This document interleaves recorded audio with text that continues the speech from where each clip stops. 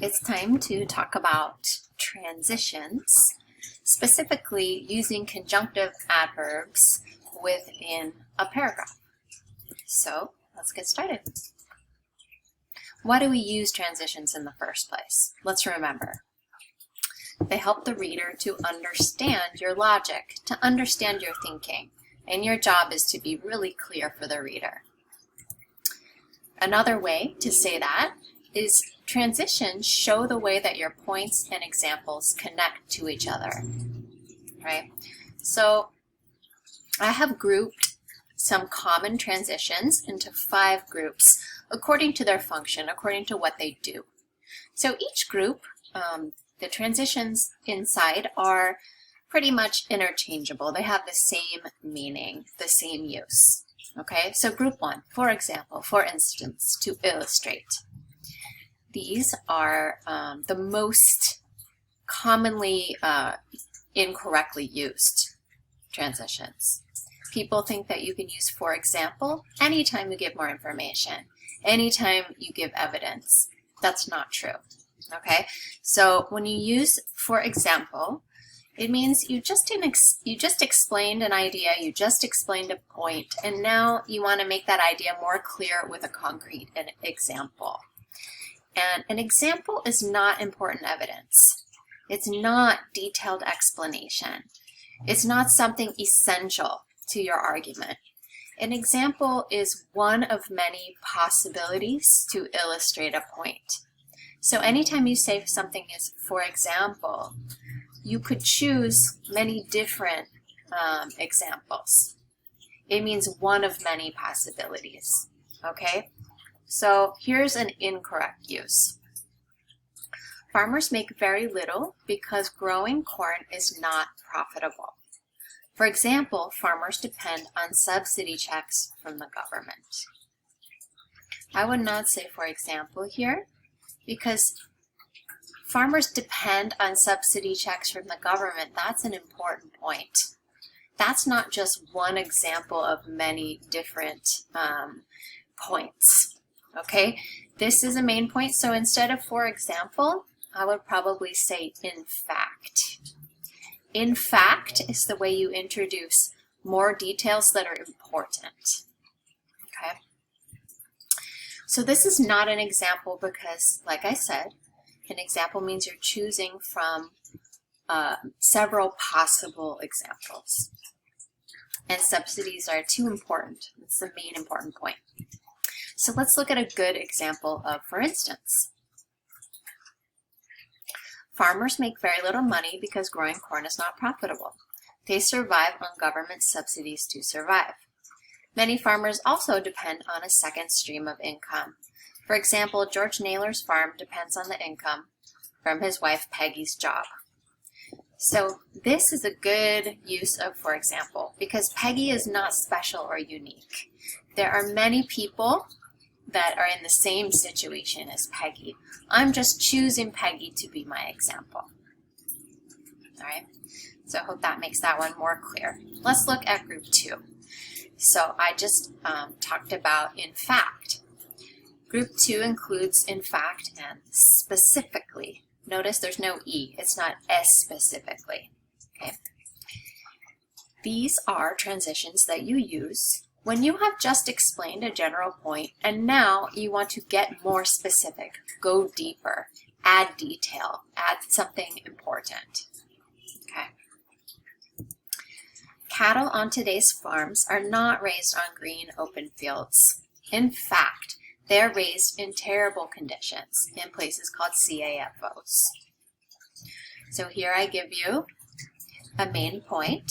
They are not raised on green open fields. And then I want to give you more detail, get more specific. So I say, in fact, or specifically. Group 3, in the same manner, likewise, similarly, in addition, furthermore, also. So you can use these in your topic sentences when you have similar points, but you can also use these within a paragraph when you have similar subpoints that you want to make. So if you want to introduce the next idea, point, support, or detail, which is similarly or logically connected to the one before. Sometimes students say on the other hand here. On the other hand is not one of these transitions. We'll come to that soon. So let's look at this example. Animals are raised in terrible conditions in industrial farms. For one, cows are raised on grass in crowded CAFOs. Likewise, chickens are raised in dark, crowded sheds and never see the light of day. So my first subpoint is about cows, and my second subpoint is about chickens, and they're both talking about bad conditions. So I use likewise, or in the same manner, similarly, in addition, furthermore, also. Group 4, however, in contrast, on the contrary. On the other hand, not in, on the other hand. That's important. And still. These are for showing contrasting ideas, something that's different, opposite, incongruent, something doesn't fit, right? Conflicting. Industrial farms, both conventional and organic, operate like a factory. They try to produce as much as possible at a low price. On the other hand, in contrast, on the contrary, right? These are opposite.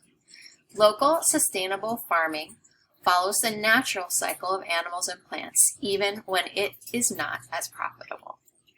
Okay, something different, something surprising.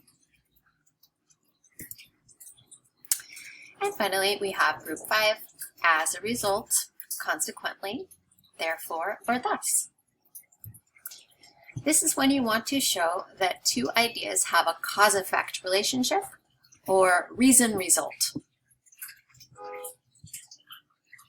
Organic, I use parentheses because I'm being a little sarcastic, a little sassy. I'm saying I don't think they're organic. Okay, so that's the quotation marks. Organic chickens at Petaluma Poultry are incredibly fast growing. They grow to full size in 7 weeks, but their legs can't keep up with their bodies. As a result, they cannot walk or move around.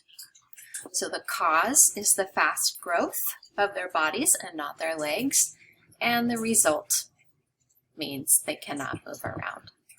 Okay?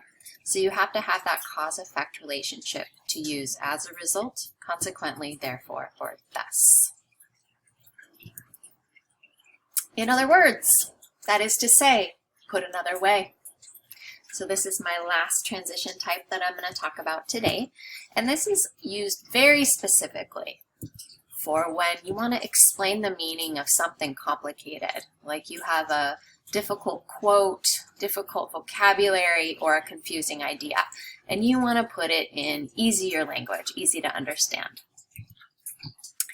For example, giant industrial farms, oh, that should say grow, let me fix that.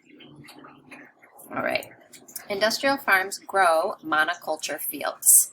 In other words, they grow a giant field of only one crop. So many people told me they didn't understand the word monoculture, so that's a confusing word. So here I'm using in other words to explain my meaning. Okay, in other words, they grow a giant field of only one crop. Mono means one. So these are the 6 types of transitions that we are talking about today. Let's do some practice.